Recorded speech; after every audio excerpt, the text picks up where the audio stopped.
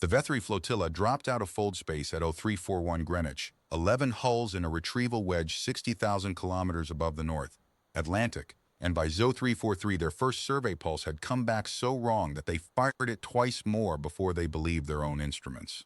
I know the exact timing because I was standing on the crown of the Carrow Wall when the lattice woke, and the whole northern sky went from night to a hard silver noon in the space of one breath. I am Edmund Hale.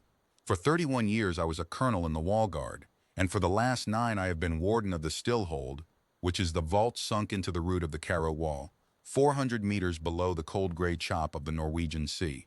On most nights my work is silence and ledgers. On that night, the oldest entry in my ledgers came back to collect. The alert reached my collar before the light reached my eyes. Fold emergence, multiple contacts, signature archaic. Then a second tone I had drilled for my entire career and never once heard live. Signature matched Vethari Combine retrieval configuration. Somewhere under my feet, 400 meters down in the dark I was paid to keep. 200 and some thousand catalogued objects sat in climate-sealed rows, and every one of them belonged to the people who had just arrived. They had come back for their ship. 40,000 years late, and they had finally come back for their ship. The wall around me was already moving. Not sirens, not floodlights, nothing you would call panic. The Carrow Wall is a coastal megastructure 190 kilometers long, and when it goes to readiness, it simply changes its breathing. Gun houses the size of cathedrals rotated a quarter turn and stopped. The aviation decks exhaled their ready squadrons into the dark without a single running light. Far out over the shelf, the sea-skimming pickets dropped off the network one by one, going quiet, going hunting. I had helped write some of those procedures decades ago. Watching them execute felt like watching my own handwriting stand up and put on armor. Above it all, the meridian lattice came to full illumination. You have seen pictures. Pictures do not carry it. 1,200 orbital platforms in a woven shell around the planet, each one waking its neighbors, handing off firing solutions like sentences passed down a long table, until the entire sky was one single sentence aimed at 11 foreign hulls. The silver light on the water was not for show. It was waste heat from capacitors the size of city blocks coming up to charge. My deputy, Major Asha Okonkwo, met me at the lift head with my duty coat and a tablet already streaming from Lattice Command. She is half my age and twice as fast, and that night her hands were perfectly steady, which told me she understood exactly how serious it was. Nobody's hands shake over small things on the wall. We train the shake out of them for the big ones. They pulsed us 3 times, she said. Wide spectrum survey, old combine pattern, textbook match to the histories. Marshal Cray has the lattice holding weapons tight. And there's traffic, sir. They're transmitting. In what? In Vethari. Broadcast unencrypted all frequencies. She turned the tablet toward me. Lattice Command translated it in under a minute. Of course they had. We have been able to read Vethari for 380 years. We learned it from the dead. The translation crawled across the screen in plain block letters, and I will remember the shape of those letters until they bury me. By right of the Combine Charter of Salvage, this world holds property of the Vethari. Hull designates Saren Vow, lost in the great ice with all hands and all cargo. We are come to retrieve what is ours.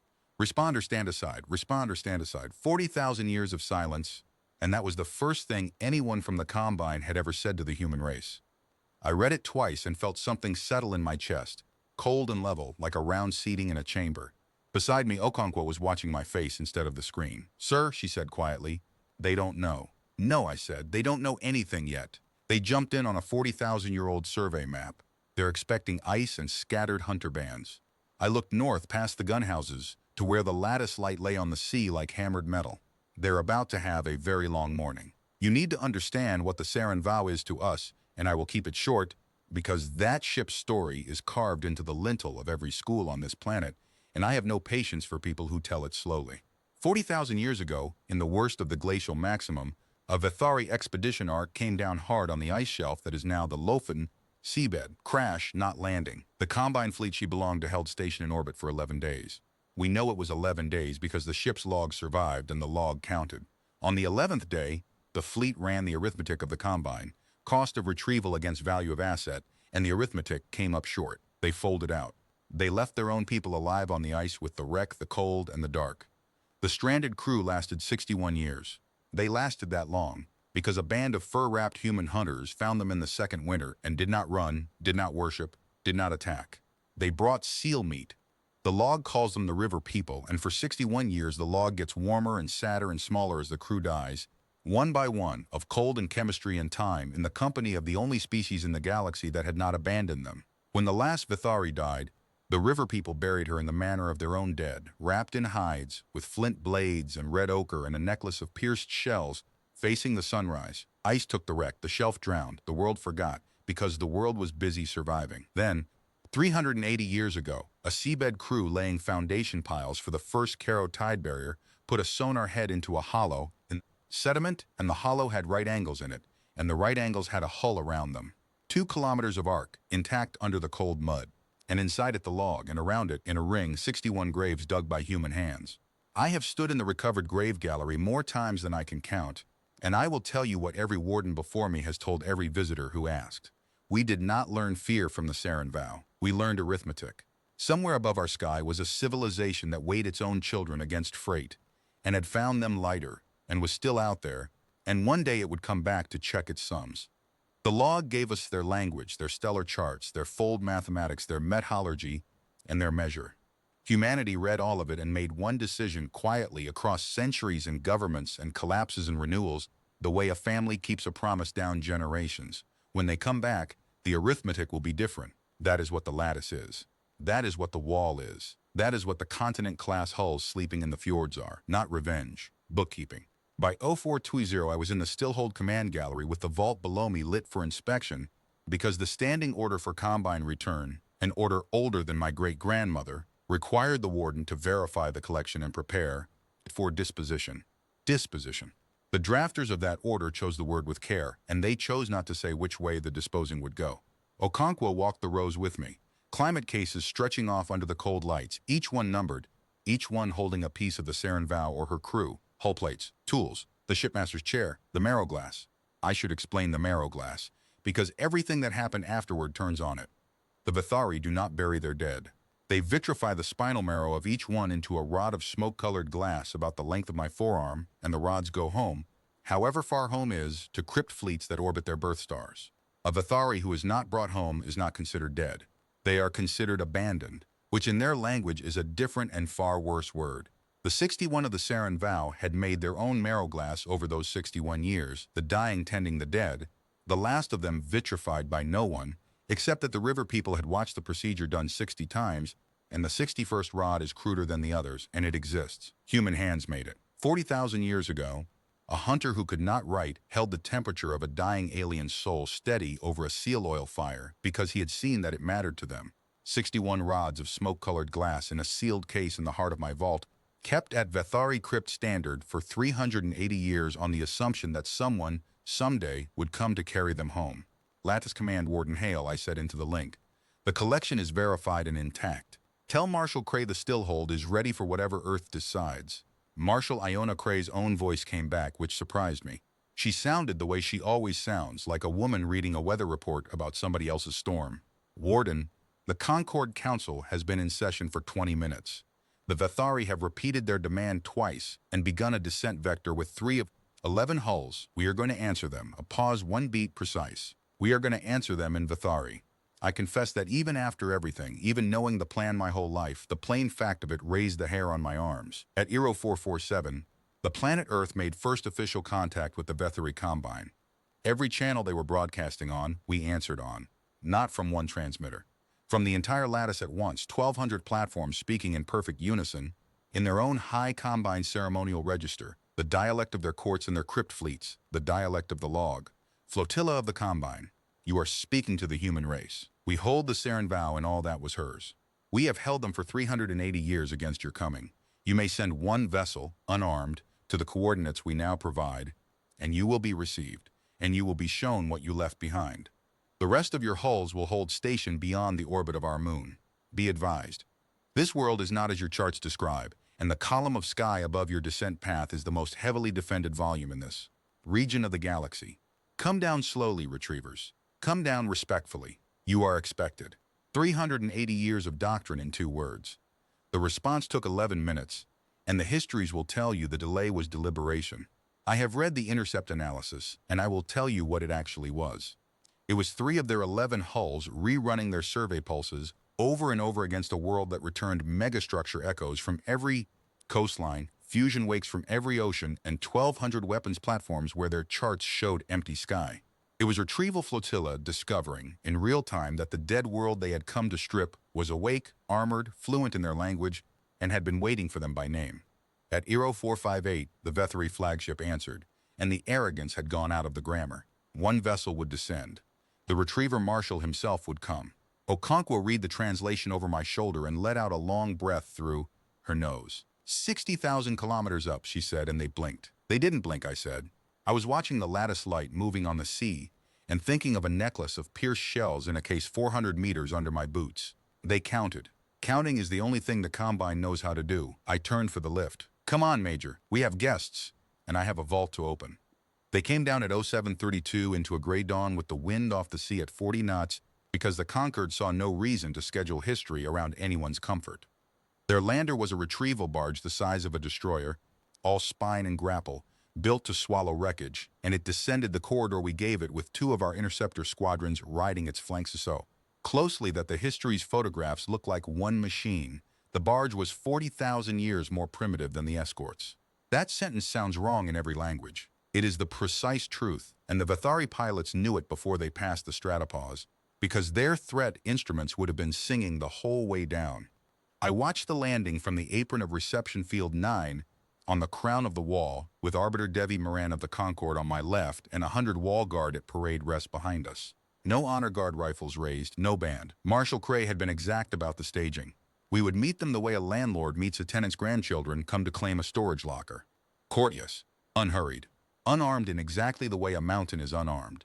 The barge settled onto its skids with a groan of 40,000-year-old doctrine meeting new gravity, and the ramp came down, and I saw my first living Vethari. The log had given us their anatomy, and the grave gallery had given us their bones, but nothing had given me the way they move.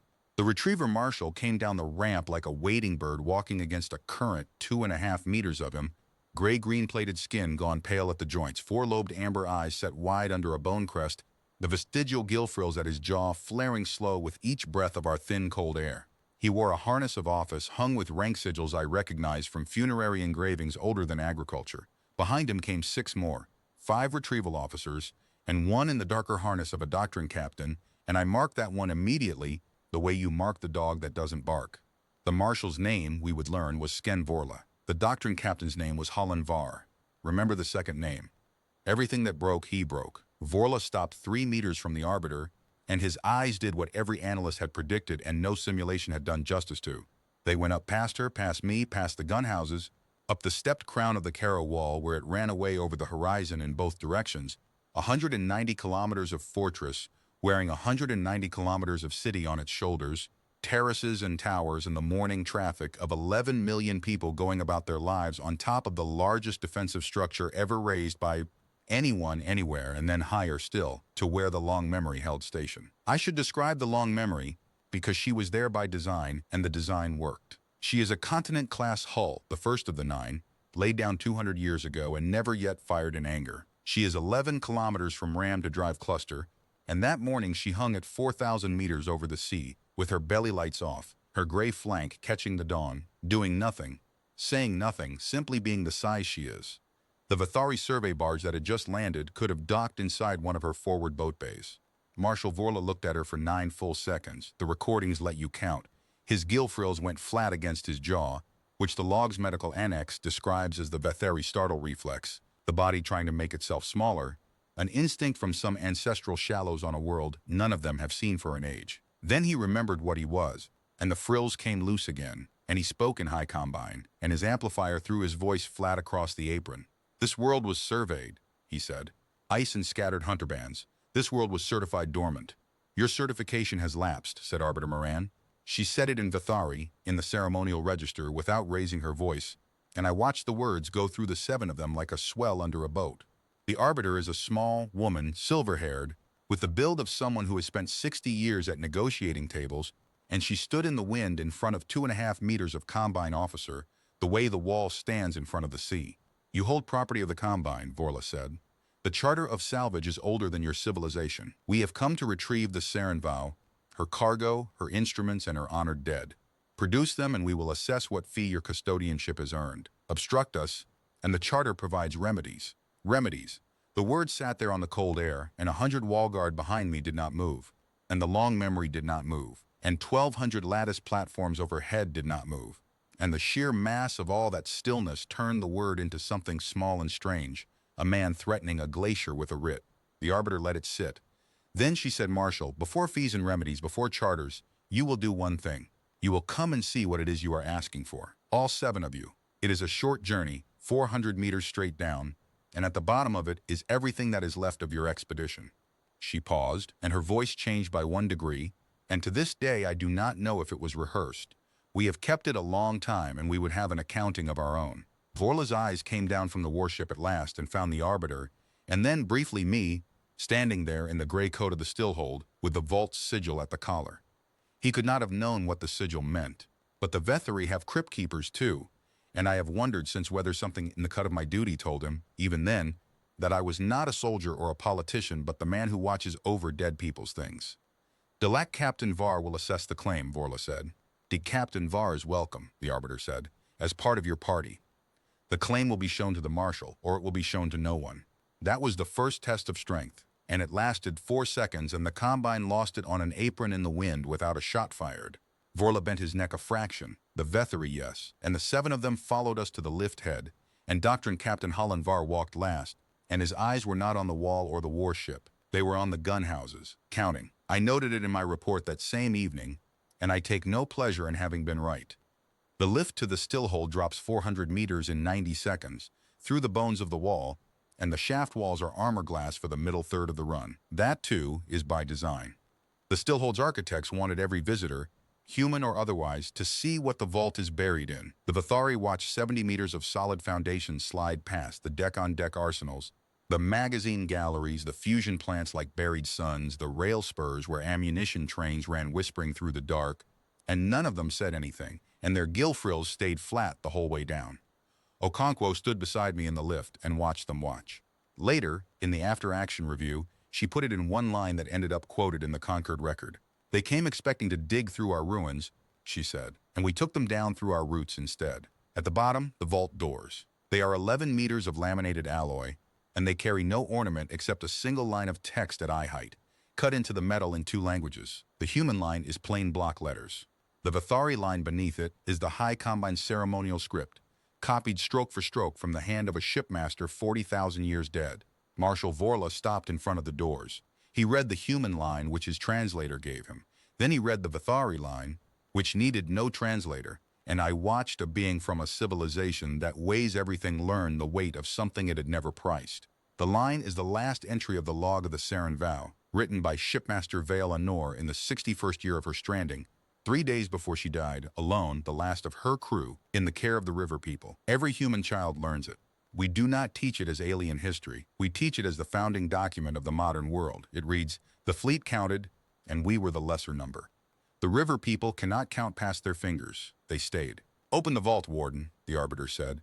I laid my hand on the cold plate and spoke my name and office, and the doors of the stillhold swung inward on the work of 380 years, and the lights came up row by row into the dark the way dawn comes up a long valley. And behind me I heard one of the Vethari retrieval officers make a sound that their language has no spelling for. We had kept everything. The stillhold is laid out as a single descending spiral, and the order of the collection is chronological, which means a visitor walks the story whether they intend to or not.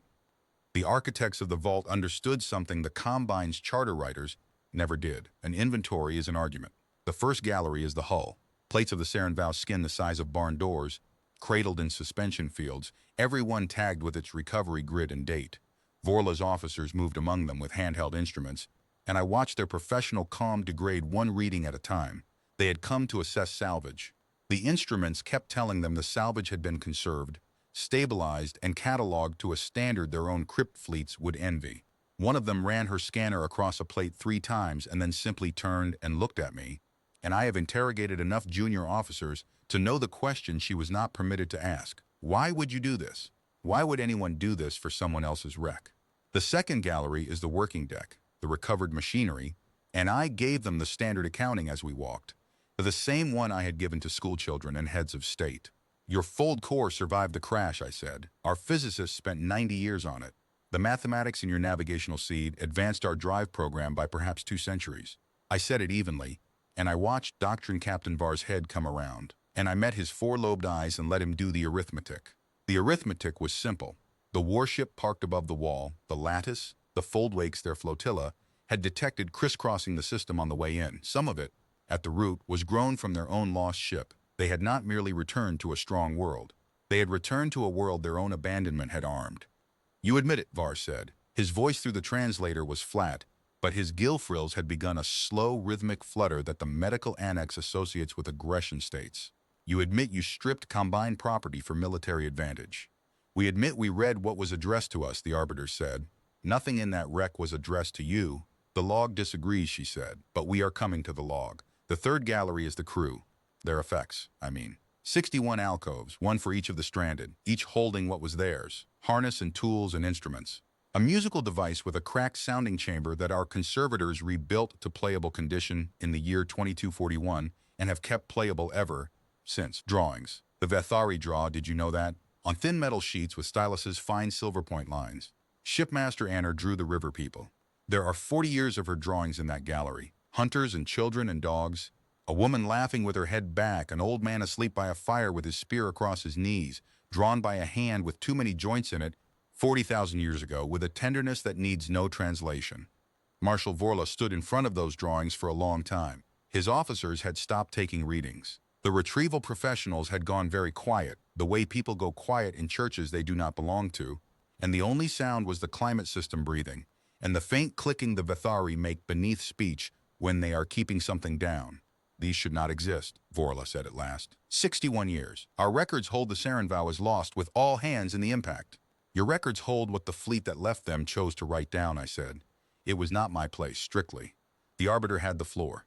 But the stillhold is mine, and the dead in it are mine to speak for, and Marshal Cray told me afterward that the Concord Council, watching by live feed, had been instructed not to interrupt the warden under any circumstances. Doctrine has its uses. Explain, Vorla said. The next gallery explains, I said. Marshal, you should prepare yourself. What is down there has been waiting 40,000 years for an officer of the Combine to hear it, and it does not say what your charter says. The fourth gallery is the log. We could have given them a transcript. We had the full text in High Combine and in 40 human languages, annotated, cross-referenced, taught in every school on the planet and every station off it. The Concord had decided, 3 generations before I was born, that if the Combine ever returned, transcripts would not be used. The log would be played in the recovered voice of Shipmaster Vale Anor from the original storage lattice in the original command chamber, because the Vethari are a hierarchy of voices, and a shipmaster's recorded voice carries legal force in their courts to this day. The Concord did not preserve that voice for sentiment. The Concord preserved it as testimony. The gallery is a circle of dark stone, and in the center, the log core sits in its cradle, a column of bronze-colored lattice the size of a child. The 7 Vethari arranged themselves around it without being told, in what I later learned was crypt formation, the stance their kind takes before the words of the dead. Entry 1, I said, day of the impact. With your permission, Marshal. He bent his neck. I gave the command, and Shipmaster Vile Anor, dead 40,000 years, spoke to her own people for the first time, in a voice like gravel and bell metal, out of the heart of my vault. I will not transcribe the whole of what they heard. It runs 11 hours, the selection the protocol prescribes, and the 7 of them stood through all of it, because their law gave them no choice, and by the 3rd hour I do not think law was what held them. I will give you the entries that broke them, because I watched each one land, and a man my age does not forget faces like that. Entry 9. Day 9 of the stranding. The fleet still in orbit. Anner's voice still an officer's voice, crisp, certain. Fleet signals that retrieval assessment is in progress. I have reported 41 dead, 196 living, the keel heart intact. The keel heart alone is worth the cost of descent. They will come. The clicking around the gallery stopped on the words they will come. Entry 11. The voice slower. Fleet has folded out. No descent, no message of farewell. The assessment is concluded, and we are the lesser number. I have told the crew the fleet will return with heavier tenders. I do not believe it. I record here that I do not believe it, so that whoever reads this will know that I lied to them with a whole heart, and would lie again. Entry 40. Second winter. The hunters found us today on the blue ice, 9 of them. We are dying of cold in a wrecked palace, and they live in the cold in skins, and they looked at our size and our eyes and our dead, and the eldest of them put down his spear, opened his pack, and laid meat at the feet of my second engineer. I I have crossed 400 suns. I have never seen anything braver. Entry 206. Year 19. They cannot say our names, so they have given us theirs. They bury our dead with their own rights alongside ours, and stand watch over the vitrifications as if the glass were kin. I asked the eldest with signs why his people stay through the bad winters when we have nothing left to trade. He pointed at the graves, ours and theirs together on the headland, and he made the sign for family, and then he made it again angrily, as if I had asked something shameful. And the last entry, the one cut into my vault doors, in the shipmaster's own failing voice, each word placed like a stone. The fleet counted, and we were the lesser number. The river people cannot count past their fingers. They stayed. The recording ended. The lights came up by a degree, and in the circle of dark stone, the retriever marshal of the Vethery Combine stood with his gill frills flat and his amber eyes fixed on the log core, and when he finally spoke, he did not use the translator, and he did not use the ceremonial register. Our linguists say the dialect he dropped into is the one Vethery speak only aboard the crypt fleets, among the dead of their own line. She held the formation 61 years, he said, and we wrote her down as cargo. You wrote them all down as cargo, the arbiter said quietly. It is why you are here, Marshal. Your charter of salvage lists the Sarin Vow's complement under goods recoverable. We have a copy of your claim filing. 237 entries by mass and category. She let that breathe. We have never, in 380 years, thought of them as cargo. Which brings us to the question of who owns this vault's contents. And I warn you now, the human race has been preparing its answer to that question for a very long time. But it was Doctrine Captain Holland Var who answered, and his voice was the only steady one left in the gallery, and what he said told me everything that was coming. The log is moving, Var said. The log changes nothing. Sentiment is not title. The charter is clear. Hull, cargo, instruments, and remains revert to the Combine on retrieval, wherever found, however held. The condition of the keeping is irrelevant. The keeper's feelings are irrelevant. His four-lobed eyes went around the gallery, over the dark stone, the cradle, the dead shipmaster's voice still hanging in the air, and found nothing anywhere that weighed anything in his scales. You have heard the property speak. Now produce the property, beginning with the keel heart and the marrow glass. The silence that came down then was different from the church quiet before. The wall guard escort along the gallery rim did not move, but the temperature of their stillness changed, and I felt the old cold settle in my chest again, the round seating in the chamber. Captain, I said, the marrow glass of the Sarin Vow lies one gallery down, at crypt standard, where it has lain since before your grandmother's line was founded. 61 rods, 60 of them made by your people's own right. I let him wait one breath. The 61st was made by ours. A human hand vitrified your last shipmaster over a seal oil fire 40,000 years ago, having no instruments, no instruction, and no reason except that he had watched her bury her crew and would not see her abandoned twice. Var's frills fluttered, that slow aggressive rhythm, and his answer came back with the smoothness of doctrine, of a man reciting from a page he has never once doubted. Then your species performed 61 years of unsolicited custodial labor, he said. Submit an invoice. I have been a soldier and a keeper of the dead for half a century. I have stood in the grave gallery 1,000 times. I had never, until that moment, wanted to strike anyone inside my own vault. The arbiter's hand came up perhaps 2 centimeters, a small precise motion, and the moment passed over us like a wave over a seawall and broke off the far side and was gone. Invoices, the arbiter said pleasantly, are an excellent idea, Captain. Let us go upstairs and discuss what 40,000 years of keeping costs. I should tell you, however, that Earth does not price its dead in combined scrip. She turned for the doors. And these are our dead, too. The headland graves held them side by side, Captain, yours and ours, the sign dead. We have considered them family ever since, and you will find that changes the law that applies. We rode the lift up through the roots of the wall in silence, and the armor glass showed the magazine galleries going past, level after level after level, and I watched Doctrine Captain Holland Var counting again, and I thought he heard the same 11 hours the rest of us heard, and the only number that reached him was the inventory. Some men cross a galaxy and never arrive anywhere. He was one of those. His marshal, I was beginning to believe, was not, and the space between those two beings was about to become the most dangerous place on Earth. The negotiations convened that afternoon in the Concord Hall on the crown of the wall, a long room with one glass side facing the sea, and the seating was arranged so that every Vethery chair looked out at the long memory-holding station over the water. Arbiter Marin ran the room. Marshal Cray attended by feed from Lattice Command. I attended in person because the standing order required the warden present whenever disposition of the collection was discussed, and I am glad of it, Because what happened over the next 2 days needed witnesses who understood both galleries and gun houses. The arbiter opened with the human position, and the human position was 380 years old and had been redrafted by every generation and ratified by every Concord since the vault was sealed. I had known it my whole career. Hearing it said aloud to actual Vethari was another thing entirely. Earth recognizes no salvage claim over the Sarin vow, she said. Your charter defines salvage as property abandoned by misfortune. The log establishes in a shipmaster's voice with legal force in your own courts that the Sarin vow was not lost. She was assessed and relinquished. Your fleet weighed her crew against the cost of descent and chose to leave them, alive on the ice. Under your law, that is not misfortune. That is divestment. You did not lose this property, Marshal. You signed it away, and the signature took 11 days. She laid one hand flat on the table. Everything in that vault passed by your own act to whoever should take up the keeping. The river people took up the keeping. We are the river people. The estate is ours. Our, linguists tell me the phrase she used for took up the keeping is a Vethari legal term of art, the one their crypt fleets use for the transfer of custody over the dead, and that hearing it from a human mouth, correctly declined, in the ceremonial register, hit that room like a rail round. The Combine had come 40,000 light years to repossess a wreck and was discovering, clause by clause, that the wreck had hired better lawyers. Vorla heard the argument out. Var did not let 1 hour pass before testing the other lever. Your claim is interesting, he said, and irrelevant. Title follows capacity. The Combine fields 400 retrieval flotillas and the war fleets behind them. You field one system. However you have armed it, the arithmetic of escalation favors us, and the Charter's remedies clause exists for keepers who will not yield. He said it the way a man reads a tide table.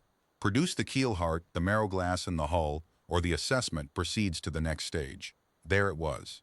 I watched the room not flinch, and I will tell you why it did not flinch, because this is the part the histories compress, and the part that matters most. Earth had spent 380 years on exactly this conversation, not on weapons alone, on the conversation. The Concord's contact doctrine had gained the remedies clause before my great-grandmother was born. There were officers in Lattice Command whose entire specialty was Combine escalation theory, built up from the logs, legal annexes, and 4 centuries of long Basseline observation of Combine space. We knew their war fleet's fold signatures from telescope work. We knew their doctrine of graduate seizure, the probe, the claim beacon, the snatch, the reprisal, in the same way Var knew his own catechism, because we had owned their textbooks longer than their serving officers had. When Var said the assessment proceeds to the next stage, half the people in that room could have recited the next stage back to him with footnotes. Marshal Cray answered from the feed, and her weather report voice did not alter. Captain, before you proceed to any stage, I am instructed to share 2 facts. First, your flotilla's 8 hulls beyond lunar orbit have been held in continuous firing solution by the Meridian Lattice since 0341, and the lattice does not require charge time because it has been charged for 200 years. Second, your Combine maintains a relay chain of fold beacons back towards your space, the nearest at 1.1 light years. We map your beacons as a matter of routine. If this system goes to weapons, that chain will report 11 hulls lost with all hands in an engagement lasting under 1 minute, and your Combine will run its arithmetic. Cost of retrieval against value of asset on coming back here. We have read your ledgers, Captain. We know exactly what answer your own mathematics will return. Var's gill frills went flat, and not from startle, from understanding.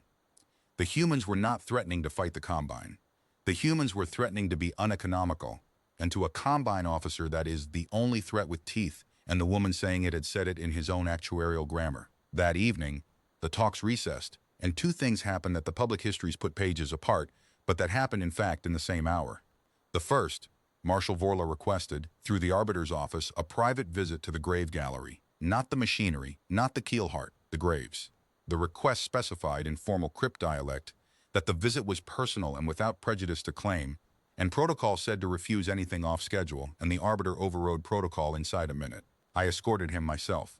He stood a long time at the reconstruction of the headland burials, the 61 casts laid out as the seabed had held them, Vethari bones wrapped in Pleistocene hides, flint and ochre and pierced shells, and at the far end, the empty 60-second cut in the stone where the display text explains that the last grave was Anor's, dug by human hands, and that humans had needed nothing from her people ever after but had kept the place anyway. Warden, he said at last, what did your kind want? All those years, keeping all this? Truthfully, there were centuries when you were weak and this collection was treasure beyond price. You could have traded it, melted it, reverse-built it openly, and sold the yield. Your records say you debated it. His eyes came around to me. Why is it all still here? I gave him the truth because the truth was the doctrine. Because the first thing we ever learned about the galaxy, I said, was that it abandons people, and every generation since has wanted to be able to prove, with objects, in evidence, that we don't. The vault isn't a treasury, Marshal. It's a deposition. He clicked, low, twice. The medical annex has no entry for that one. 61 years she held them together, he said. My line keeps a crypt oath, Warden. Words said over the marrow glass of our dead. I have said it at 100 vitrifications and never once heard it. He looked back at the empty 60-second cut. I heard it today, in your vault, in a dead shipmaster's voice, in 11 hours of entries. I am going to have difficulty, and here the translator hesitated over his phrasing and rendered it two ways. Doing my office, doing what I was sent to do.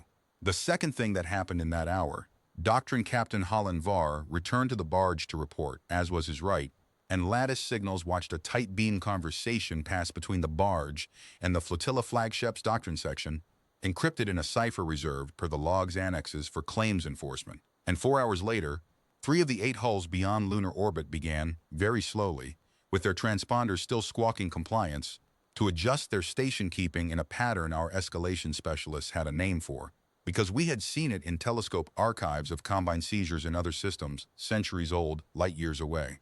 The pattern is called the Gleaner's Fan. It is the deployment a retrieval wing takes up before a snatch. Marshal Cray's overnight assessment to the Concord Council, since declassified, ran 4 sentences. The flotilla command is fracturing. Vorla is persuadable, and may be in legal jeopardy with his own doctrine section. Var has invoked enforcement authority and is positioning for unilateral action against the stillhold. Recommend we let him commit and answer in a manner the Combine's ledgers will study for 1,000 years. Recommend we let him commit. People ask why Earth, holding every advantage, holding firing solutions on all 11 hulls, allowed the strike to come. I sat in the briefing where the reasoning was read into the record, and the reasoning was cold and very old. If we stopped Var before he moved, the Combine's histories would write that a survey dispute ended in posturing. If he moved and Earth's answer was what Earth's answer would be, the Combine's histories would have to write down what happened, in their own instruments data, certified by their own surviving officers, and no Warfleet assessor reading that record would ever again price this system as recoverable. We had not built 4 centuries of defenses to win a skirmish. We had built them to close a ledger permanently in the enemy's own handwriting. So the wall made ready in the way the wall makes ready, by changing its breathing. That night, with the talks recessed and the Vathari party quartered on their barge, the crown of the Caro Wall held a festival that had been scheduled for a year. 11 million people on the terraces, lanterns and music over 190 kilometers of fortress, and underneath the lanterns, without one civilian seeing it, the wall went to combat stations. Gunhouse crews took up watches their grandparents had trained for. The aviation decks cycled their squadrons in the dark. 400 meters down on my order, the stillhold sealed to crypt condition, every gallery behind its own armor, the marrow glass in its case behind all of them. And I stood in the command gallery most of that night, listening to the festival come down through 400 meters of stone as a faint, persistent warmth like a pulse. Okonkwo found me there past midnight with 2 mugs of tea and the latest lattice plot. The 3 repositioning hulls had completed the Gleaner's Fan. Var's barge, still sitting on Reception Field 9 with diplomatic clearance, had begun venting trace coolant consistent with grapple system pre-charge. Above it all, the long memory had not moved a meter, and her sister, the Vigilant, had folded in quietly from the Pacific anchorage and taken up station over the horizon below the Vethary sightline, where she waited like the second hand a card player keeps in his lap. They're really going to do it, Okonkwo said. They sat in the log gallery. They heard her voice, and they're going to do it anyway. Var is, I said. Var heard an inventory with a sad story attached. He's going to do what the fleet over the ice did, because it's the same arithmetic, and he's the same kind of officer. I drank the tea. Far above us, through stone and festival, I could just feel the deep change in the wall's breathing, as the main capacitor rings came up to charge for the first time in my lifetime. The difference, I said, is that this time the river people have a lattice of guns around the entire sky, and the arithmetic is ours. She was quiet a moment, then, 61 rods down there, sir. He'll be coming for those first, the Keelhart second. Doctrine order of value. I know, I said. He told us himself. Title follows capacity. I set the mug down and looked out over my galleries. All that patient lamplit silence, 400 meters under the sea, the most defended objects in the history of 2 civilizations. At dawn we'll find out whose. Dawn was still 3 hours out when Var made his first move, and it was not the strike. The book of graduated seizure has a page before the snatch, and he ran the page, and we watched him run it the way an examiner watches a student work a problem whose answer is printed on the back cover. At 2:14, the barge launched a claim beacon. It went up from reception field 9 on a thread of cold thrust, a drum-shaped device the size of a cargo van, broadcasting in high combine legal register on every band. Notice of enforcement. Property of the combine, all parties withdraw from the designated recovery volume. The designated recovery volume, when Lattice Command resolved the coordinates, was a cylinder 12 kilometers across, centered on my vault. It took in the stillhold, the shaft, the lift head, and 400 meters of the Carawall's living crown, with 300,000 sleeping civilians inside the line. A writ served on a city by a man who had dined in it as a guest 2 nights running. The beacon climbed to 2,000 meters and began its station-keeping hover, and Marshal Cray let it have the sky for exactly 1 minute, which I am told was a courtesy to the recording instruments on the Vethari flagship, so that no assessor in the combine could later claim the notice had not been received and understood. Then a single close defense emplacement on the wall's crown, 1 mount out of the thousands, traversed 4 degrees, fired once, and returned to its rest position. The beacon came down off the Norwegian shelf in pieces too small to map. The whole exchange written answer lasted 71 seconds, and the wall did not even change its breathing, and I think that frightened the barge's crew worse than a barrage would have done. A barrage is a conversation. This was a man swatting a summons out of a process server's hand without looking up from his newspaper. At 0226, the arbiter transmitted the Concorde's final position to the flotilla, 4 sentences on the record, in the ceremonial register. The recovery volume you have designated contains our dead and yours, and 300,000 of our living. There will be no withdrawal. Any armed entry into that volume will be met without further notice. Marshal Vorla, the grace extended to your delegation remains open. What was kept will be shown, what is owed will be discussed, but nothing will be taken. And at 0303, something happened that the public histories did not learn for 30 years, and that I am at liberty to set down now only because the declassification finally caught up with my clearance. A tight beam signal came down from the Vethri flagship. Not from the doctrine section, not in the enforcement cipher. It came on the Crypt Fleet band, the Mourner's band, in an old commercial code the log's annexes called obsolete 40,000 years ago, and it was addressed, person to person, to the warden of the stillhold. It was from Vorla, and it was sent, our analysts concluded, without his own doctrine section's knowledge, at a personal risk I did not fully understand until I read the transcript of Var's trial a year later. The signal ran 11 words in high combine, and our linguist handed me the rendering at 0311 with every eyebrow in the section raised, because nothing in 4 centuries of contact doctrine had a page for it. Keeper, the fan is committed. I cannot recall it. Garter, her. Not them. Not it, not the property. Her, the shipmaster, the 61st rod, Honor. I stood with that flimsy in my hand in the command gallery, 400 meters under the festival, and Okonkwo read it over my shoulder, and neither of us spoke for a moment. The retriever marshal of the combine, 12 hours after standing in the log gallery, had just chosen a side between his own enforcement doctrine and a woman dead 40,000 years, and the side he chose was ours, and the choosing was a crime in his own fleet, and he had signed it. He can count too, Okonkwo said quietly. That's what this is. He sat through 11 hours of entries and did the sum Var couldn't. No, I said, and I have thought about it many times since, and I stand by what I told her. He stopped counting. That's the whole event, Major. Somewhere in that gallery, the arithmetic quit on him, the way it quit on 9 hunters on the blue ice, and there is no going back from that, for them or for anybody. It is the single contagious thing our species carries. I folded the flimsy into the vault record where it lies tonight. Signal Lattice Command. Tell Marshal Cray the flotilla command is fractured in our favor, and the strike is coming on Var's authority alone, and when it is over there will be a Vethari officer worth talking to. The reply from Cray came back in under a minute, and it was 1 line, and it told me the Concorde's whole long game in 8 words. That was always the asset we were retrieving. At 0400, the festival on the Crown wound down on schedule, the lanterns going out terrace by terrace, 11 million people going to bed inside the most heavily defended structure in the history of the species, with no idea that the gun houses around, their gardens were at combat charge. The histories ask, sometimes accusingly, why the Concorde did not evacuate the Crown. I sat in the meeting where it was decided, and the answer is in the minutes, in the arbiter's words. An evacuation is visible from orbit, and it tells the enemy you believe your wall can fail, and ours cannot. And the entire 40,000-year argument we are about to have consists of that one fact. The wall's civil defense rating against the ordnance Var's wing carried was absolute, and the word absolute had been earned by engineers across 4 centuries precisely, so that on this one morning, 11 million people could be left to sleep as a statement of fact. I know how it sounds. I also stood under it and watched it hold, and I report that doctrine, like the wall, did not so much as change its breathing. At 0447, the Gleaner's fan crossed lunar orbit inbound. The lattice tracked all 3 hulls, handed the solutions down its long firing chain, and held weapons tight, and the order log for those 27 minutes is the most studied document in Lattice Command's archive, because it shows 400 years of preparation doing the hardest thing preparation ever does, which is wait on purpose with the answer already in the chamber, so that the question would be asked unambiguously in front of every recording instrument in 2 civilizations by the other side.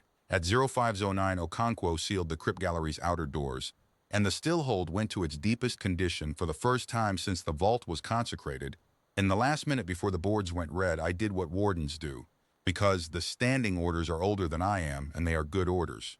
I walked the crypt gallery, alone, end to end, past the casts of the river people and the 61 alcoves, and I checked the case at crypt standard with my own eyes. And I spoke the keeping line aloud to the dead, the one every warden learns on the first day, and most of us never get to use in earnest. You are held. The door is ours. Sleep. Then I went up to the command gallery, and the boards went red, and at 0514 the sky over the Caro wall filled with the past coming to take back what it had thrown away.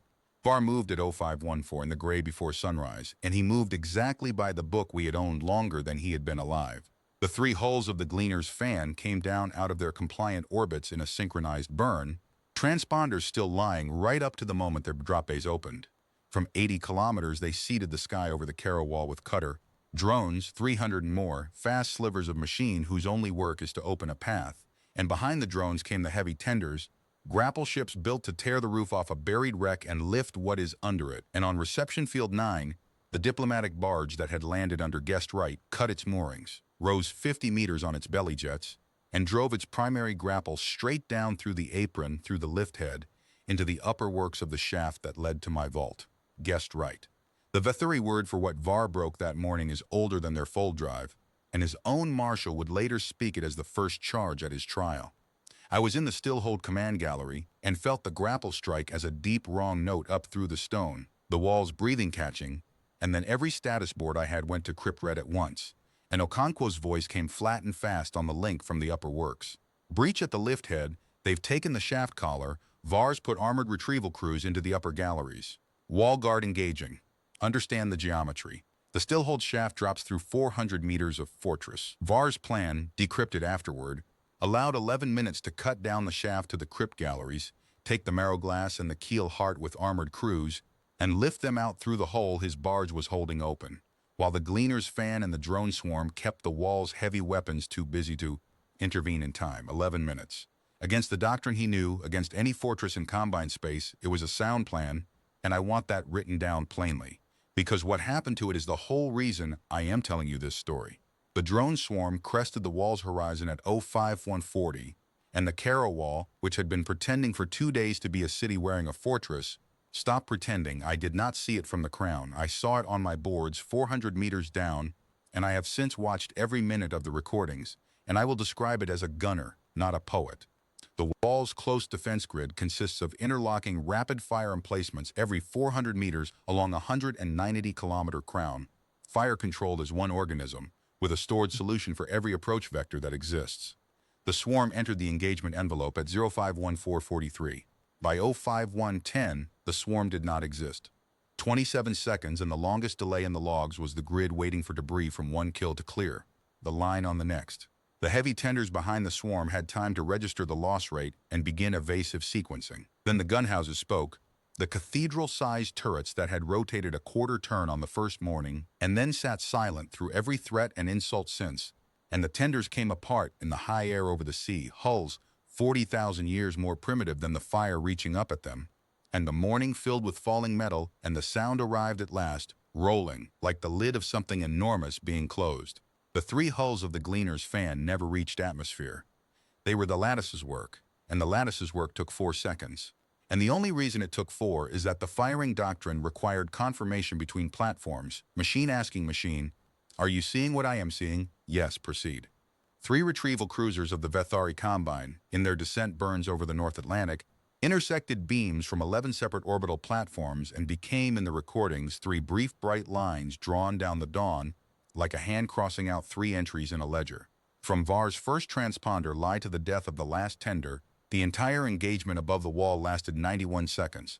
But I was not watching the sky, I was watching the shaft, because down the shaft came the part of VAR's plan that machines could not answer, his armored retrieval crews, Vathari shock salvers in powered harness, cutting charges and grapple claws, descending through my upper galleries toward the dead I was sworn to keep, and between them and the crypt galleries stood the wall guard detachment of the stillhold.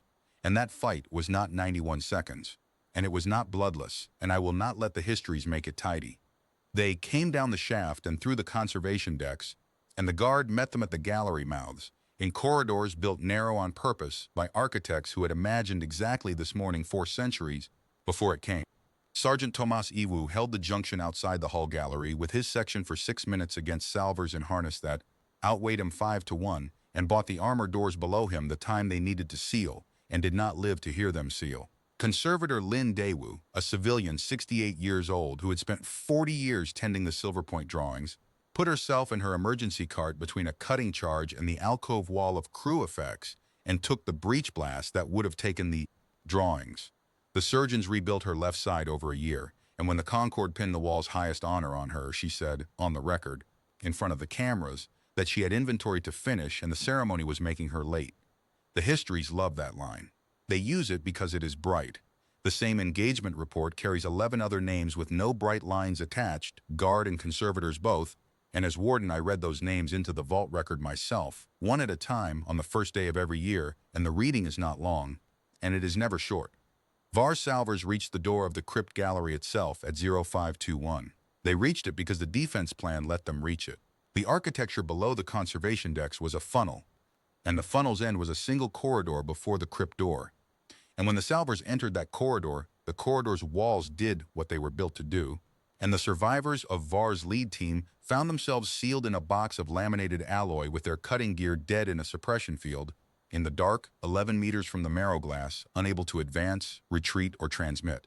The stillhold did not kill them. The stillhold caught them, the way you catch a wasp under a glass, and held them there, perfectly safe and perfectly helpless, until humans should decide what they were worth. The arithmetic of the Combine fed back to it through 400 meters of stone, and the barge, VAR's barge, holding the wound at the lift head open, its grapple sunk in the wall's crown, its commander watching his fan die in 4 seconds and his tenders rain into the sea, and his swarm vanish in less than half a minute.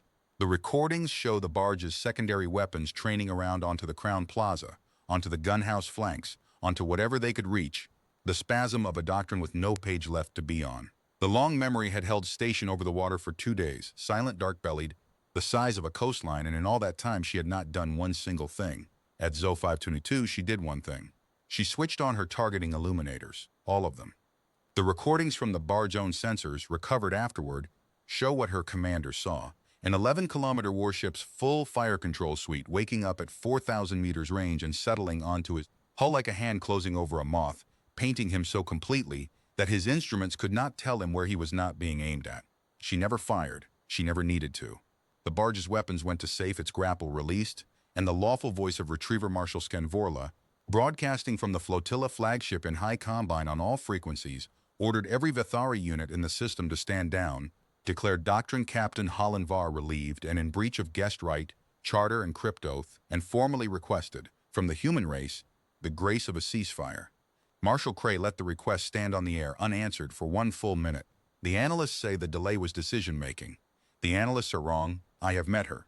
The delay was the answer, and Vorla understood it perfectly, because no one in the system, human or Vathari, had the slightest doubt by then about what Earth could do with 60 more seconds if it chose to. The minute was the demonstration that we were choosing. Ceasefire granted, she said at 0524. Recover your wounded. Your dead in atmosphere will be treated per crypt standard. And then she said the sentence that the Combine's own War College now teaches, we are told in its first-year course on the cost of bad assessments. Marshal, be advised, at no point in the last 10 minutes has this planet been at war. You have not yet seen what that looks like, and you should arrange your affairs so that you never do. The sun came up over the Carroll Wall at 0537 on falling smoke and settling debris, on gunhouses already turning back to their rest positions, on 11 million civilians emerging onto the terraces to look at the sky, and 400 meters beneath all of it, I stood in front of the sealed crypt gallery, with my heart going like a forge hammer, listening to the silence on the other side of the door, where 61 rods of smoke-colored glass lay in their case at crypt standard, untouched, unmoved, exactly as they had lain through every winter of the longest keeping in the history of either species. Okonkwo came down the gallery to me with her helmet under her arm and blood on her sleeve that was not hers, and stopped, and for a while neither of us said anything. "Surgeon Iwu," she said finally. "I know," I said. He held 6 minutes. "The review will say the doors only needed 4. She looked at the crypt seal and her jaw was tight. "He knew that, sir. He gave us the margin anyway, because margins are the job." She put her helmet on the duty rack, squared it, the way guard do when they are putting something else square inside themselves. I keep thinking about the log. Entry 40. The eldest put down his spear and laid the meat at the engineer's feet. Bravest thing she ever saw, 61 years of it. She turned to me. "We're still them, aren't we?" That's what this morning was, underneath all the tonnage. Some things you stand in front of, it isn't arithmetic. It's the only arithmetic that has ever mattered, I said. And we are the only people in the known galaxy who can count it. I laid my hand flat on the crypt door, the metal cold as the ice shelf it remembered, and I made the dead a report silently, the way wardens have since the vault was sealed. Attempted retrieval, repelled, the keeping holds. Then I went up, 400 meters, into the smoke in the morning, to help the human race decide what to do with the people who had finally come back. The first work of the morning after a battle is not deciding. It is counting and carrying, and I spent the hours after sunrise doing both. We opened the trap corridor at 0850 by negotiation, with Vorla's own crypt officer present on the link to talk his people out quietly. The suppression field came down, the box of laminated alloy unsealed, and out of the dark came VAR's lead salvage team. 9 shock salvers in dead-powered harness, dragging their cutting gear because the guard required it dragged, and I stood at the corridor mouth and watched them come up into the light of the conservation deck one at a time.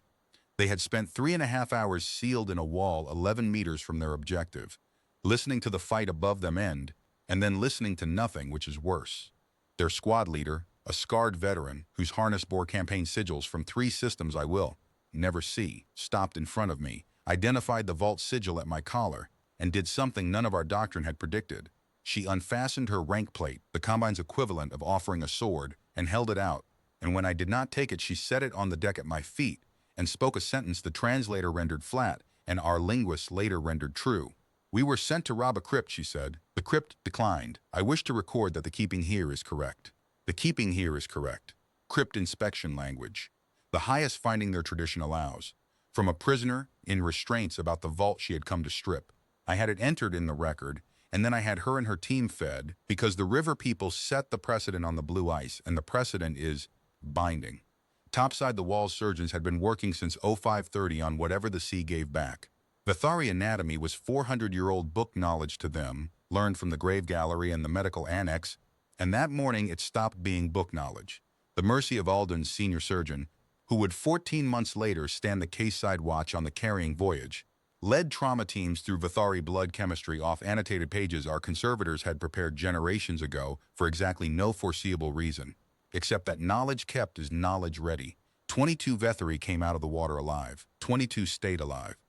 When the Combine's own fleet physicians were finally permitted down to take over, they went through the recovery ward, read the charts, examined the work, and their senior officer asked the question that ended up in every feed on the planet by nightfall.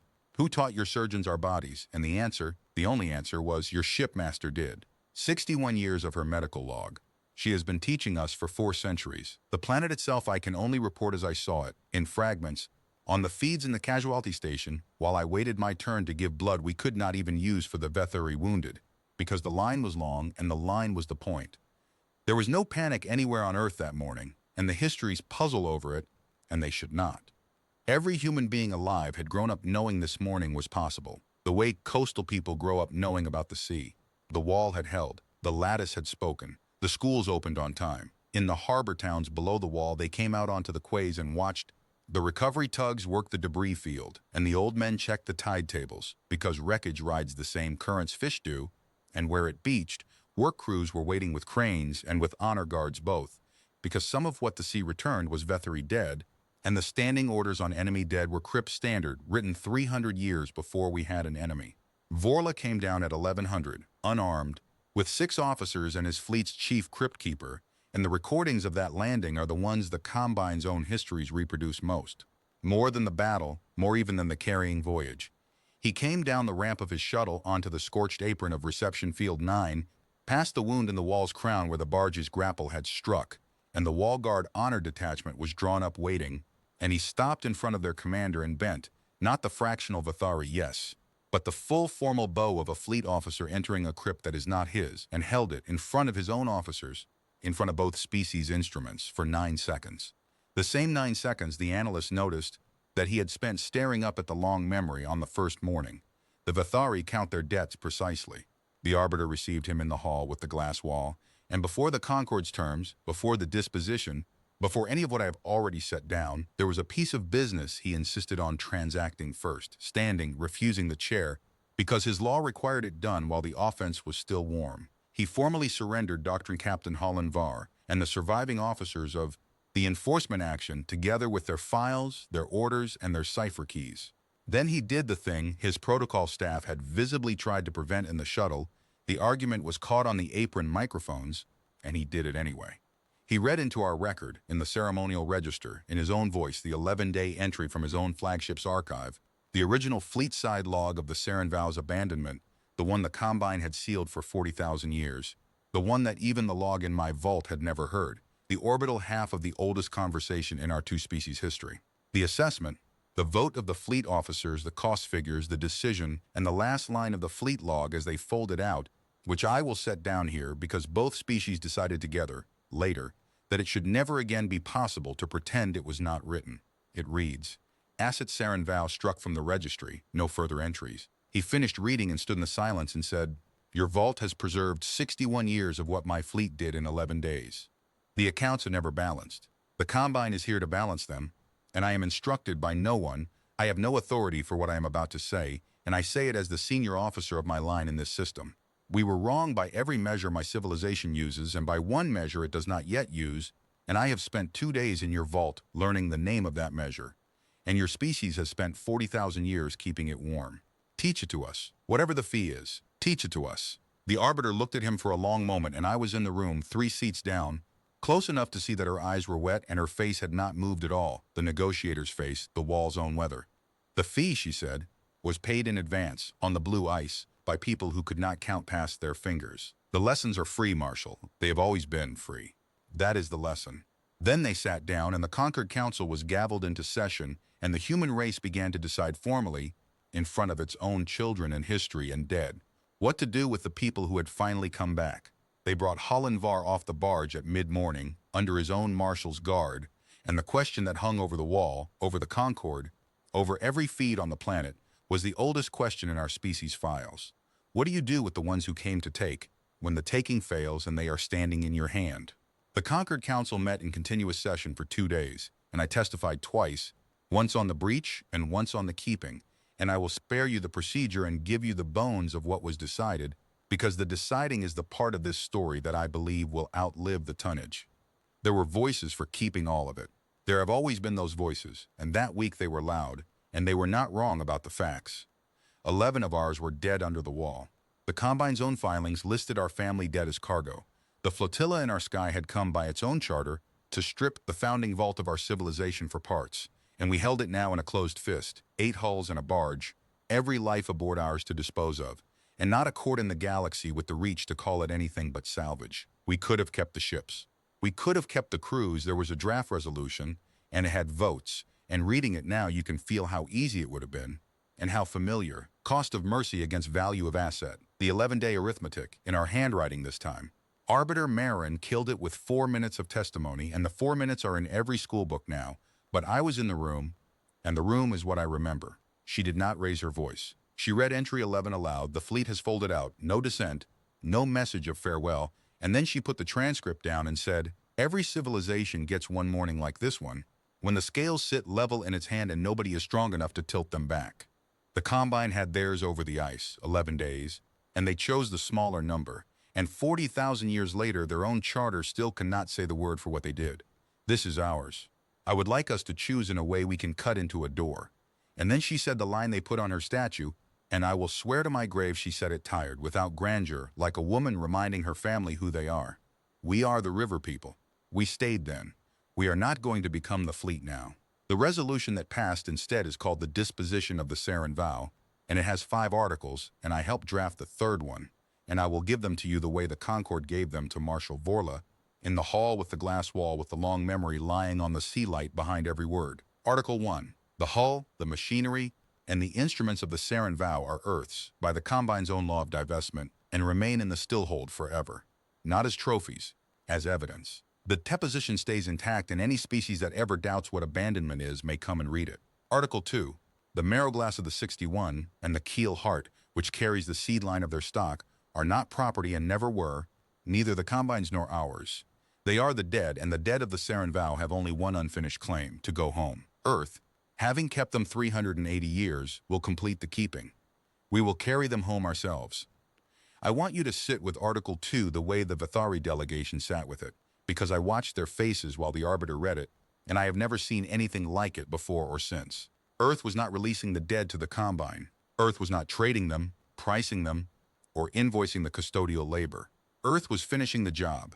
The rods would travel to the Combine's crypt fleets aboard a human hull, in a human honor watch, and be delivered into the rights of their own people by the species that had actually stayed, and the Combine could attend, and the Combine could grieve, and the Combine could not have them handed over like freight, because they had never been freight, and the entire 40,000-year wound was in that distinction, and every Vithari in the room knew it. Their crypt law has a rank for the one who carries a stranger's dead home across distance. It is a high rank. It had not been conferred on an outsider in their recorded history, and their recorded history is long. Marshal Vorla stood, in the hall, in front of his own officers, and conferred it on the human race. Article 3. Mine, the 61st rod, the shipmaster Velanor, vitrified by a human hand over a seal oil fire, goes home with the rest, but a measured portion of her glass, taken by Vithari right, with Vithari hands, remains in the stillhold, in the empty 62nd cut on the headland reconstruction, beside the people who stayed with her. The Combine's crypt delegates wept at the proposal, and I learned that week that Vethari weep and what it sounds like. She will lie in both places, with her fleet's descendants and with her river people, and neither keeping will ever again be the only one. Article 4. The prisoners. Var's surviving salvers, the crews we pulled from the sea, the wounded our surgeons worked on through that first night, with anatomy text 400 years old and 40,000 years fresh. All of them go home, fed, healed, and unransomed. Cost of mercy against value of asset. We chose the larger number, and we published the choice, and we made certain the Combine's beacons carried every detail of it back into their space, because mercy that nobody hears about is a private virtue, and this needed to be policy. Article 5. Holland Var. Earth declined to try him.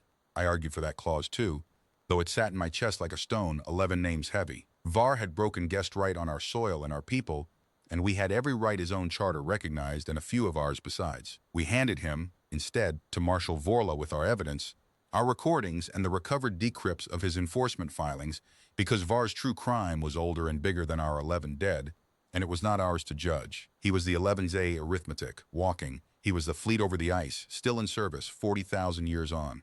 Let the Combine try its own doctrine in its own courts, in front of its own histories, with a dead shipmaster's voice for a witness. They did, the following year. The verdict reached us by beacon relay. Their word for what he was convicted of has entered our language untranslated, the way some wounds keep their original names. The handover preparations took a month, and I will keep the month short, because the prompt of my heart says linger, and the discipline of my office says move, but 2 things from that month belong in the record. The first, Marshal Vorla came down to the stillhold a final time before the departure, alone, by permission, and asked me for the one thing I had not expected, not the galleries, the names. The river people had given the stranded crew human names, the log said, because they could not say Vithari ones, and our archaeolinguists had spent 2 centuries reconstructing what those names would have sounded like in the river people's tongue, and the reconstructions hung in the grave gallery, one beside each alcove. Vorla stood in front of alcove after alcove and had me say them aloud, 61 times, and after each one he repeated it, getting his alien mouth around the Pleistocene syllables, and clicked twice, low, and moved to the next. It took 2 hours. At the end he stood at Anor's empty cut and said her human name, the one the log says she answered to for 61 years, the one that means, as near as our linguists can render it, the one who counts the stars and stays. Then he said, not to me, I think, not to anyone living. We came to collect cargo. We are leaving as mourners. Your species has corrected our paperwork. It is the only joke I ever heard a Vathari make, and he made it with his face wet. The second. The 11 of ours went into the ground that same month, with the whole wall standing to, and Marshal Vorla petitioned the Concord for his delegation to attend, and stood through the human rights in the wind on the headland above the old drowned shelf, and at the end, unscripted, against the visible advice of his own protocol officers, the retriever marshal of the Vathari Combine knelt and laid at the foot of Sergeant Tomas Iwu's marker a flat metal sheet, silver point, drawn by his own hand in the old shipboard way, the junction corridor, the 6 minutes, a small figure standing in a narrow place. Beneath it, in high Combine ceremonial script, a single line. Our linguist offered 3 renderings, and the family chose the plainest, and it is cut into the marker now, under Iwu's name and dates, alien grammar and all. He could count, the line says. He stayed anyway. I retire next spring. The still hold will pass to Okonkwo, who will keep it better than I did, and the vault she inherits is emptier than the one I inherited, and immeasurably heavier. The hull galleries still hold their 2 kilometers of evidence. The log still speaks on request to anyone who asks it anything. But the crypt gallery's case holds only the measured portion of 1 rod now, lying in the 60-second cut beside the casts of the river people, and the room, I find, has changed its silence. It used to be the silence of waiting. It is the silence of a promise kept, which is a different and far better silence, and I am told the acoustic engineers can find no physical difference. And I am telling you, as the man who has stood in both, that they are measuring the wrong things. The carrying voyage left Earth on the spring equinox, and I went with it, because the disposition named the warden of the stillhold as bearer of record, and because 40 years of my life lay in a sealed case amidships, and I was not going to wave it off from a balcony. Earth sent 3 hulls. The Concord had debated sending one, modest, a courier with an honor watch, and Marshal Cray had ended the debate with a single page of doctrine that has since been framed in the lattice command lobby. We are delivering the dead of a species that abandoned them because retrieval was expensive, the page says. The delivery must be expensive. The expense is the message. So Earth sent the long memory, 11 kilometers of her, with the carrying case set in a crystal gallery at her exact center of mass, where her gravity is quietest, and Earth sent the Vigilant to ride her flank. And Earth sent a hospital ship, the Mercy of Alden, fully staffed and provisioned, for no reason at all, except that the Combine's beacons would see a species that brings its healers along on the same errand as its heaviest guns, and would file that fact, and would never afterward be able to unfile it. Vorla's 8 hulls came home with us, ahead of us.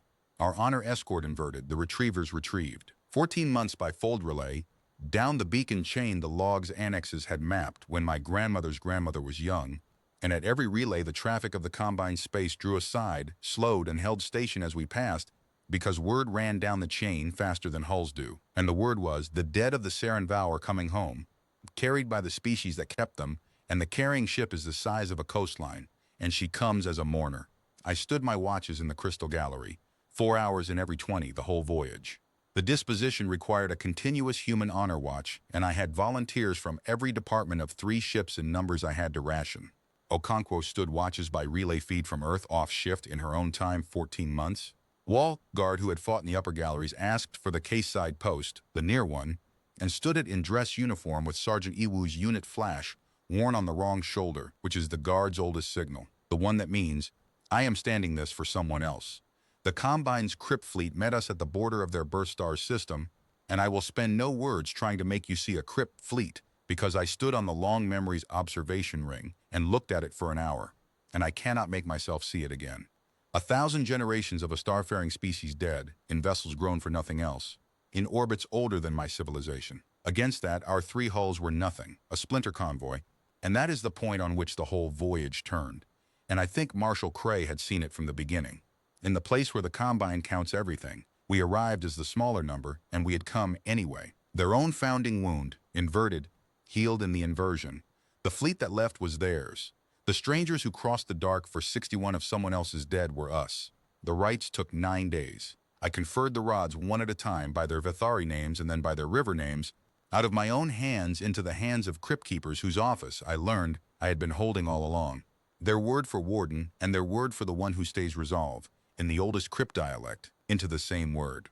When the 61st rod went home, the shipmaster, the one who counts the stars and stays, the entire crypt fleet sounded something through its hulls, all of them at once, subsonic, felt rather than heard, and our linguists and theirs agree it has no translation, and every human aboard 3 ships felt it in the sternum like a door of a great house, being opened from inside after a very long time. Then it was done, and there was one thing left to say, and Earth had sent me to say it, and I had carried it folded in my breast pocket for 14 months. They gave me their highest forum for it, the speaking ring of the crypt fleet, with the Combine's assessors and admirals and charter lords attending in their thousands, in person and by relay across all their space, because a species does not receive its abandoned dead from alien hands and then decline to hear the aliens out. I am not a speaker. I am a keeper of vaults who was a colonel once. The Concord knew that when they chose me, and they chose me anyway on the Arbiter's advice, and her advice is in the record, send the man who kept the door. They will hear the door in his voice. I said what is now called the warden's account, and it is short, and since every schoolchild of 2 species can recite it now, I may as well set it down here as I actually said it, an old man's voice in a ring of the alien dead with no amplifier because their acoustics needed none. I said, 40,000 years ago you ran an assessment over our world and your arithmetic said, leave them, your own people, and you left them. And the leaving became our first lesson about the sky. We were nothing then. We could not write. We could not count past our fingers. We fed your dying for 61 years and buried your dead with our own. And then we forgot because ice came and the world was hard, and even the truest things sink. But the ground kept the lesson, and when we found it again, we read your shipmaster's log, and we understood what was above us. Not monsters, accountants, a galaxy that weighs everything and stays for nothing. And we made a decision, every generation of us, again and again for 380 years, and the decision was this: we will become strong enough that no one can ever run that arithmetic on us, and we will stay the kind of people that no one should ever have to. You have now seen both halves of that decision. Your doctrine captain saw the first half over our wall in 91 seconds, and your charts have been corrected, and I am instructed to tell you plainly, do not test the correction. The lattice you saw is the oldest and the smallest of what we have built, and Earth has not been at war since before we learned your alphabet, and you do not want to be the reason that changes. But hear the second half, because the second half is why your dead came home. We did not build for 40,000 years to repay you. If Earth wanted repayment, your 11 hulls would be galleries in my vault. We built so that we could afford to be what the river people were forever at any scale against any fleet. The strength was never the point. The strength is the fence around the point. The point is 61 rods of glass, carried home across the dark by strangers, because someone had to stay, and we are the ones who stay. That is the full inventory of the human race. Count us accordingly. And then I, Edmund Hale, warden of the stillhold, keeper of the deposition, bearer of record, did the thing I decided on the voyage out, alone, in the crystal gallery on the night watch, with no instruction from the Concord in my pocket, and full knowledge that it would be studied for centuries by both species. I took from my collar the vault sigil of my office, the worn gray badge that every warden has passed to the next since the doors were first sealed, and I laid it in the speaking ring on the stone, in the middle of the Combines gathered thousands, and I said, the keeping is finished. We were holding them for you. We were always holding them for you. We just had to wait until you became people who would come. The histories say the silence afterward lasted 4 of their minutes. I did not count. I had finally, after 40 years, run out of things I was required to count. We folded for home the next day. The Combine's parting escort matched our course to the border of their space, and their beacon chain carried ahead of us, all the way to Earth, a standing signal in High Combine ceremonial register, which their charter lords had voted, we were told, by acclamation, and which remains in continuous broadcast to this day, renewed every year, addressed to all fleets of all species transiting that volume forever. Our linguists rendered it for the Concord while we were still 6 months out. The Earth system is not listed as dormant, defended, allied, or claimed, the signal says. The Earth system is listed under a designation created for it, the first new entry in the Combine's master ledger in 9,000 years. It translates, the place where the arithmetic is different. I am home now.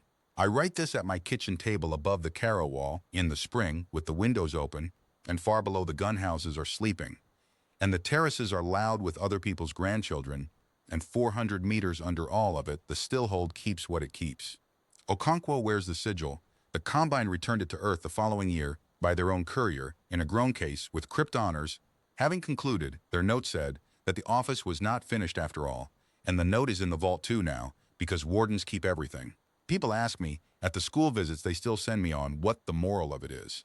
They want the warships, usually the 91 seconds, the lines drawn down the dawn. I am 81 years old, and I have stood in every room this story happened in, and I give the children the only answer the inventory supports. The fleet over the ice was strong, I tell them, and it left, and 40,000 years of power could not buy back what the leaving cost.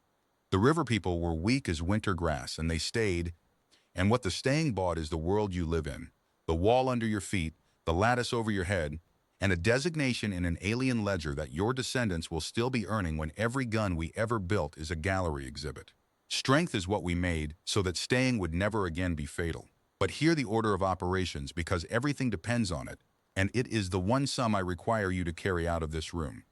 We were the people who stayed long before we were the people who could. The rest is engineering.